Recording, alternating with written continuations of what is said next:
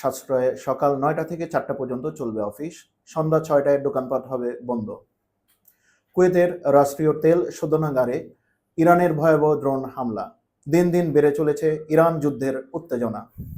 বিতর্কে জড়ালেন Neymar junior, referee ও কোচের সিদ্ধান্তে ক্ষোভ প্রকাশ। এতক্ষণ শুনছিলেন সংবাদ শিরোনাম, আমি সাইদ করিম আপনাদের সাথে। এখন শুনবেন বিস্তারিত। জ্বালানি সাশ্রয় ও মধ্যপ্রাচ্যে যুদ্ধের প্রভাবে উদ্ভূত পরিস্থিতি মোকাবেলায় একগুচ্ছ সিদ্ধান্ত নিয়েছে সরকার।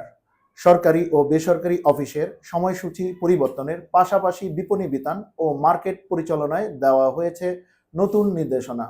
জাতীয় সংসদ সচিবালয়ে মন্ত্রী পরিষদ বিভাগের সভাকক্ষে রাতে অনুষ্ঠিত মন্ত্রিসভার বৈঠকে এসব সিদ্ধান্ত নেওয়া হয়। বৈঠকে সভাপতিত্ব করেন প্রধানমন্ত্রী তারেক রহমান। নতুন সিদ্ধান্ত অনুযায়ী সব অফিস সকাল 9টা থেকে বিকাল 4টা পর্যন্ত চলবে।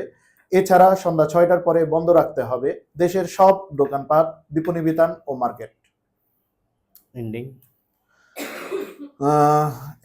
মাস্টার মিডিয়া এন্ডিং এই ছিল এতক্ষণ পর্যন্ত জাতীয় সংবাদ। আমি সাইদ করিম, দেখা হবে অন্য কোনো সংবাদে।